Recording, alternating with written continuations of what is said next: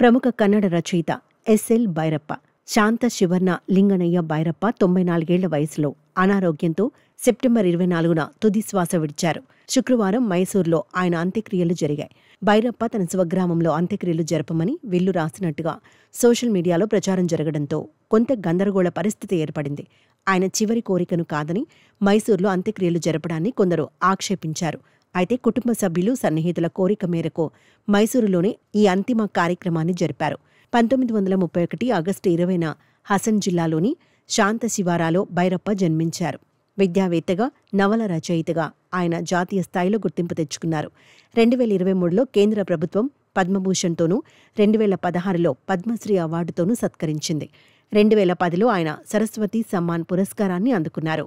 సినిమాలుగా భైరప్ప నవలలు. 1958లో భీమకాయ రచనతో తన సాహితీ ప్రయాణాన్ని ప్రారంభించిన ఎస్.ఎల్. భైరప్ప 5 దశాబ్దాల కాలంలో 24 నవలలు రాశారు. 1966లో ఆయన రాసిన వంశవృక్ష నవల 1970లో అదే పేరుతో కన్నడలో సినిమాగా రూపుదిద్దుకుంది. దీనిని బి.వి. కారంత్, గిరీష్ కర్నాడ్ డైరెక్ట్ చేశారు. ఈ సినిమా ద్వారానే విష్ణువర్ధన్ సినిమా రంగంలోకి అడుగుపెట్టారు. వంశవృక్ష సినిమానే తెలుగులో వంశవృక్షం పేరుతో బాపు రీమేక్ చేశారు. తెలుగులో ఈ చిత్రానికి ముళ్లపూడి వెంకటరమణ సంభాషణలు రాశారు.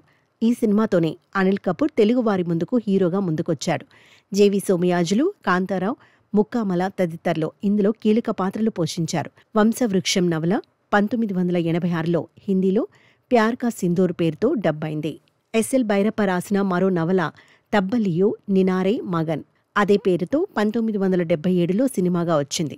దానిని కూడా బి.వి. కారంత్, గిరీష్ కర్నాడ్ సంయుక్తంగా డైరెక్ట్ చేశారు. ఈ సినిమా గోధూళి పేరుతో హిందీలోనూ ఒకేసారి షూటింగ్ జరుపుకుంది. 2 భాషల్లోనూ తన పాత్రను నజీరుద్దీన్ షా పోషించగా, కన్నడ వర్షన్లో కుల్భూషణ్ ఖర్బందా, సుందర్ రాజా పోషించిన పాత్రను హిందీలో ఓంపురి చేశారు. ఎస్.ఎల్. భైరప్ప రచించిన మరో నవల మతదాన 2001లో అదే పేరుతో సినిమాగా తీశారు టి.ఎన్. సీతారాం. ఈ పొలిటికల్ డ్రామాలో అనంతనాగ్, తారా, దేవరాజ్ కీలక పాత్రలు పోషించారు.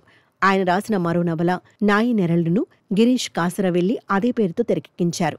ఈ సినిమాలో పవిత్ర లోకేష్ ప్రధాన భూమిక పోషించారు. ఈ సినిమాలన్నీ కూడా ప్రభుత్వ అవార్డులను వివిధ కేటగిరీల్లో గెలుచుకున్నాయి. ఎస్.ఎల్. భైరప్ప రాసిన నవలలు పలు భారతీయ భాషల్లోకి అనువాదమయ్యాయి. పర్వ పేరుతో మహాభారత ఇతివృత్తాన్ని మానవ శాస్త్ర కోణంలో భైరప్ప రాశారు. దానికి విశేషమైన ఆదరణ లభించింది. అలానే ఆయన ఆ మధ్య రాసిన ఆవరణ నవల సైతం తెలుగుతో పాటు పలు భాషల్లోకి అనువాదమై విశేష ఆదరణను పొందింది. కన్నడ నాట పాపులర్ రైటర్స్లో ఎస్.ఎల్. భైరప్ప కూడా ఒకరు.